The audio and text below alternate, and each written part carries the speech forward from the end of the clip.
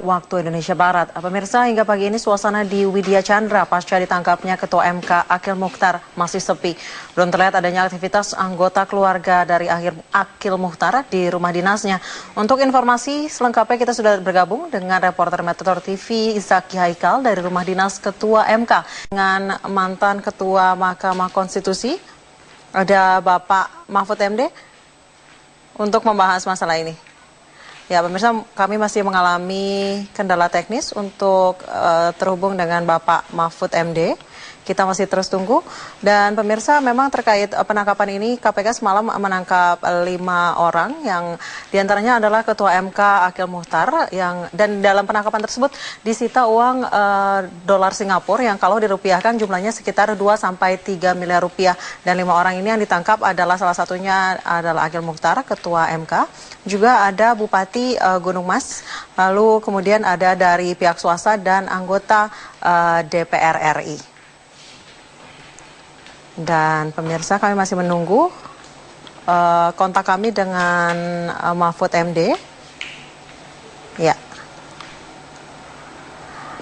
rupanya mungkin sudah terhubung. Ya, sampai saat ini KPK masih rencananya akan melakukan pemeriksaan terhadap 5 yang tertangkap tangan dan saat ini statusnya masih terperiksa dan rencananya kasus ini akan dikembangkan pada hari ini. Dan kita sudah bergabung dengan mantan Ketua Mahkamah Konstitusi Bapak Mahfud MD. Halo, selamat pagi Pak Mahfud.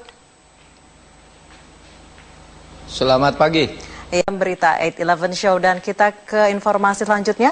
Agenda perdagangan bebas dan investasi akan menjadi isu sentral yang akan dibahas dalam konferensi tingkat tinggi APEC di Nusa Dua Bali.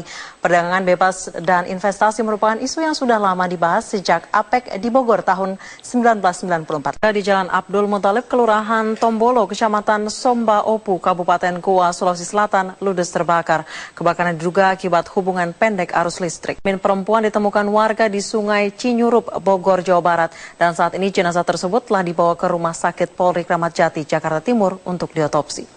Yang dicoret Komisi Pemilihan Umum atau KPU Sumbar pasca pembersihan DPT. Pengamat politik Gun-Gun Herianto, terlebih jelang pemilu 2014 guna meningkatkan elektabilitas partai, tokoh-tokoh akan semakin sering melakukan pertemuan.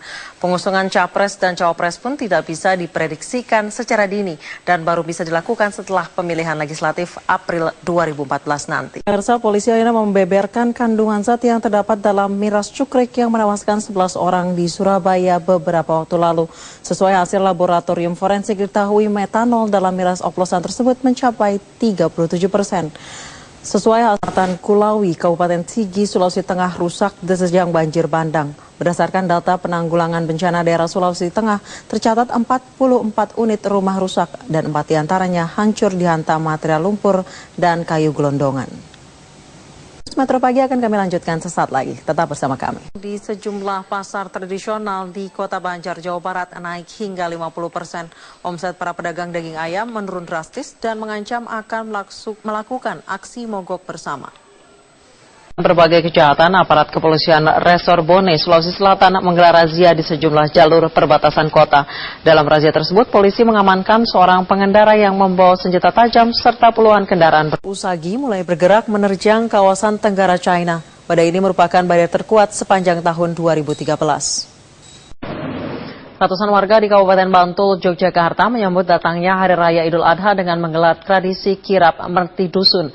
Kirap diisi dengan pawai kesenian dan gunungan berisi hasil bumi dan barang-barang berharga seperti sepatu, tas, dan pakaian berbahan kulit. Warga pun antusias mengikuti kirap dan saling berebut isi gunungan.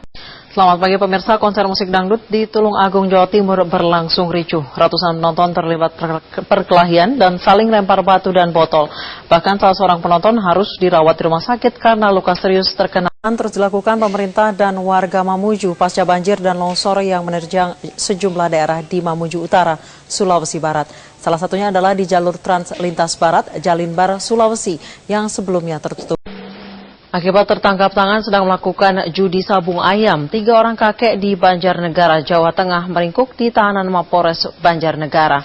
Selain mengamankan pelaku, polisi juga menyita ayam aduan yang dijadikan petani di sentra produksi padi di Kabupaten Cirebon, Jawa Barat. Tidak adanya pasokan air irigasi membuat ratusan hektar tanaman padi berusia muda dipastikan gagal panen atau busuk.